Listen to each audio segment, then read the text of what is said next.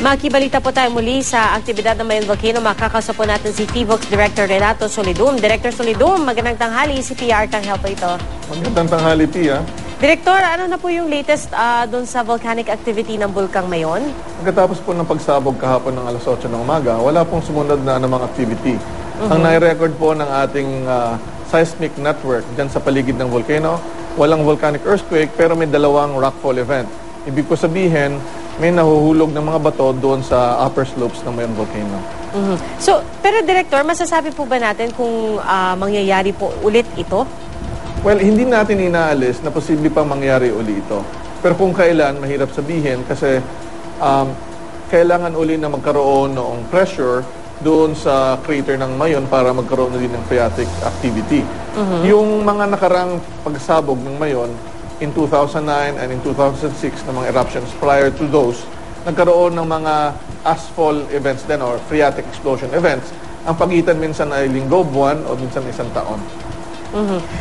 Pero Director, yung instrumentation na meron po ngayon ang PHIVOLCS, sapat po ba ito to monitor everything else, all the other activities of the volcano? Tama po yun. Ang phreatic activity or explosion, masyadong mababaw yan. Kaya mahirap talaga, either wala yung ipapakitang precursory or warning signal, o mahirap talaga.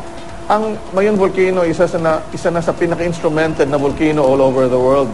Marami tayong seismograph, meron tayong panukat kung namamaga o hindi namamaga ang volcano, na nagpakita na walang pamamaga. Meron din tayong pang-measure ng mga gas. Kaya, ibig sabihin, kung ang ating susundan ay pag-akyat ng magma patungo sa crater at sa sabog, ay marami pong instrumento that can detect that. Unfortunately, ang phreatic activity kahit sa anong volcano, minsan walang signal and sudden ang onset. Director, linawin ko lang po, no? Kasi kahapon po, sinabi po ni Governor Salceda na kaya sila pumapayag na magkaroon ng mga hikers or climbers po dun sa paligid ng Mayon Volcano because nasa alert level 0 lang naman daw po yung status alert, no, ng PHIVOLCS para sa Mayon Volcano. Pero ibig po ba sabihin nito, kahit nasa alert level 0, no, dahil nga may posibilidad ng phreatic explosion, mas mainam siguro na hindi na talaga nilalapitan ng mga private citizens itong Bulkang Mayon? Linawin natin kung anong ibig sabihin ng alert level 0. Yung tanong mo kanina kung nasusundan natin ang pag-akyat ng magma, yes, definitely. Kaya ang ibig sabihin ng alert level 0 ito, una, yung pag-akyat ng magma at pagsabog nito, walang basihan para magsabi na imminent na ang threat. Pero at alert level 0, yung upper slopes ng volcano doon sa tuktok, nandyan yung panganib ng steam-driven explosion, pagbagsak ng bato, rockfall, yung rock avalanche tulad nangyari kahapon, at even yung mga aspuff, yung pagbuga lang ng steam, no, na may konting abo. Nandyan po yan parati. Hindi yan inaalis kahit alert level 0. Pero just to clarify also, kasi Malacanang po nagtatanong kung bakit may mga nakakaakyat po. Ito po bang pag-akyat ng mga turista, ng mga individuals, no, or private citizens, sanctioned po ba ito ng PHIVOLCS? O kumbaga, pinapayagan po? Kasi sabi po nila, yung iba nagre-rehistro pa po sa PHIVOLCS para makaakyat? Wala pong ganun na rehistro sa PHIVOLCS. Okay. So, pero may ugnayan po ba sa parte ng PHIVOLCS tsaka ng lokal na pamahalaan para sabihin kung maaari bang umakyat o hindi? Well, sa aming official statement, maliwanag po doon sa aming mga bulletins and advisories that even at alert level 0, ang aming recommendation ay to prohibit entry into the 6-kilometer permanent danger zone sa kadahilan ng continuous ang peligro dahil po sa steam-driven explosion na posibleng sa rockfall sa mga aspa.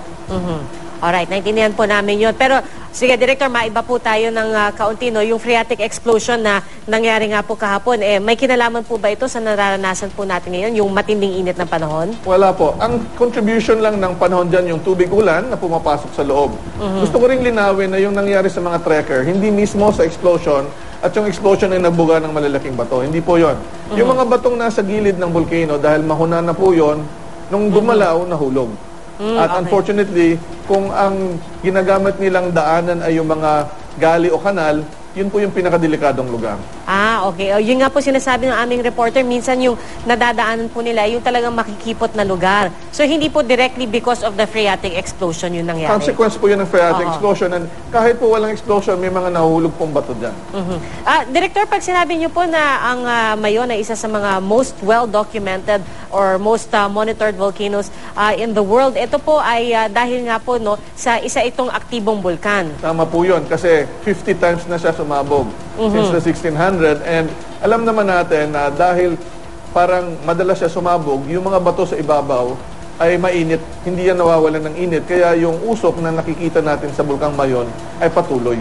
So yung nangyari po ito, dapat po ba itong magsilbing babala dun sa iba pang mga active volcanoes natin sa bansa? Yung biglang, yung ganong klaseng phreatic explosion? Tama po yun. In fact, even sa Taal Volcano, ay kapareho din yan ng ating sinasabi.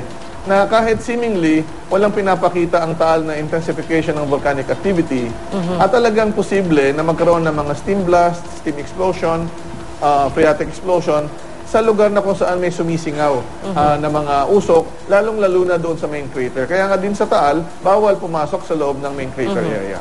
Alright, Director, maraming salamat po. Si FIVOX Director Renato Solidum, magandang tanghali po sa inyo. Maraming salamat din po.